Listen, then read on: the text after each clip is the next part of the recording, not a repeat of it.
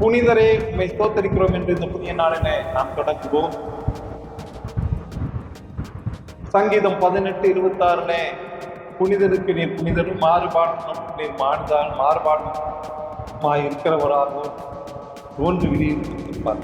ஆகவே யாரெல்லாம் தேவனை அதிகமாய் சேவிக்கிறார்கள், யாரெல்லாம் தேவனை பயப்படுகிறார்களோ அதற்கு தக்கதாக இருக்கிறார். ஆகவேதான் புனிதருக்கு நீர் புனிதனாகவும் மாறுபடுத்தவர்களாகவும் தோன்றுவீர் என்று சொல்லி அங்கே சொல்கிறார்கள். நாம் கர்த்தரை ஆராதிக்கிறோம். நாம் ஆராதிக்கிறவர் இன்னாரத்தை நாம் அறிந்திருக்க வேண்டும். அப்போதுதான் நம்முடைய ஆராதனையும் ஆவியும் ஜீவனும் கர்த்தர் நம்மிடமிருந்து என்ன எதிர்பார்க்கிறார் என்பதை நாம் அறிந்து கொள்ள வேண்டும்.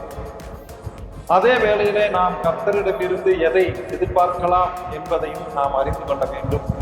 கர்த்தருடைய ஆளுகையும் அவருடைய நீதியையும் அவருடைய நியாய தீர்ப்பையும் நாம் அறிந்து கொள்ள ஆசைப்பட வேண்டும், பிரயாசப்பட வேண்டும்.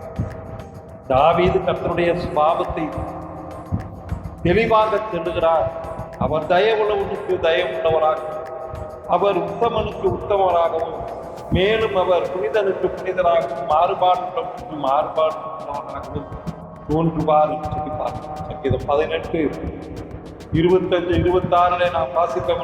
நம்முடைய கர்த்தராகிய இயேசு கிறிஸ்து இந்த சத்தியத்தை தம்முடைய மலை பிரசங்கத்தில் இவ்வாறு போதகம் பண்ணுகிறார்.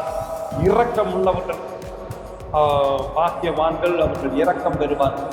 யாரெல்லாம் இறங்குகிறார்களோ அவர்களுக்கு அவர் இறங்குவார், யாரெல்லாம் இறங்காமல் இருக்கார்களோ அவர்களுக்கு இறங்க மாட்டார். ஆகவே அவர் புனிதருக்கு புனிதராக இருப்பார் என்பதை நாம் அறிந்து கொள்வோம். ஆமென்.